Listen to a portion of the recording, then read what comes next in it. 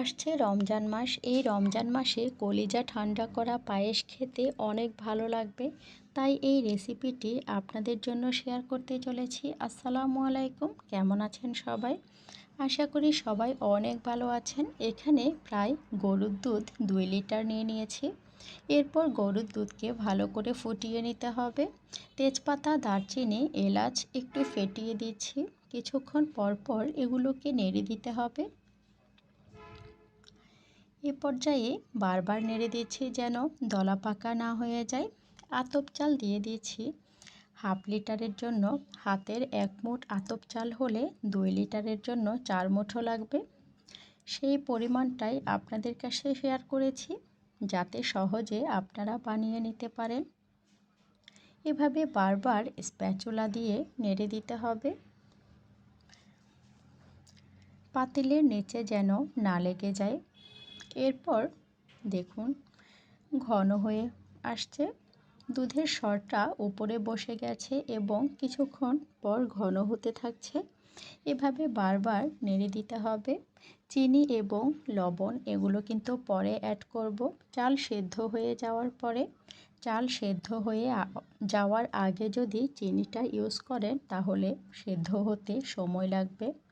এই পর্যায়ে চালগুলো সেদ্ধ হয়ে গেছে এবং স্বাদ মতো চিনিটা দিয়ে দিয়েছি। চিনিটা যার যার টেস্ট অনুযায়ী কম বেশি করতে পারবেন।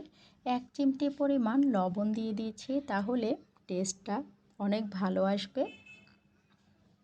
এই পর্যায়ে দেখুন কতটা ঘন হয়ে গেছে। দেখতে অনেক লোভনীয় লাগছে। বারবার এগুলোকে নেড়ে দিতে হবে যেন দলা পাকা না হয়। এ পর্যায়ে কিছু কিশমিশ দিয়ে দিচ্ছি এবং অনেকগুলো কাঠবাদাম কুচি দিয়ে দিচ্ছি। কাঠবাদাম কুচি যত বেশি দিবেন খেতে ততটাই দারুণ লাগবে। এ পর্যায়ে সবগুলো একটু ভালো করে নেড়ে দিতে হবে। এভাবে সবগুলো মিশিয়ে নিতে হবে যেন খেতে অনেক টেস্টি হয়। এই পর্যায়ে কিছু জাফরান দিয়ে দিব। জাফরান দিলে পায়েস খেতে অনেক টেস্টি হয়।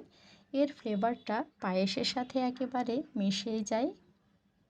তাই বাসায় যদি জাফরান থাকে তাহলে দিতে মিস করবেন না। আজকের পায়েসটা রান্না হয়ে গেছে। কতটাই লোভনীয় লাগছে দেখেই বোঝা যাচ্ছে। ঠান্ডা হওয়ার পর এটি খেয়ে আপনার কলিজা ঠান্ডা হয়ে যাবে এক নিমেষেই। আজকে এ পর্যন্তই। সবাই ভালো থাকবেন। এতক্ষণ যারা সাথে ছিলেন সবাইকে অনেক ধন্যবাদ জানিয়ে আজকের মতো বিদায় নিচ্ছি। আল্লাহ হাফেজ।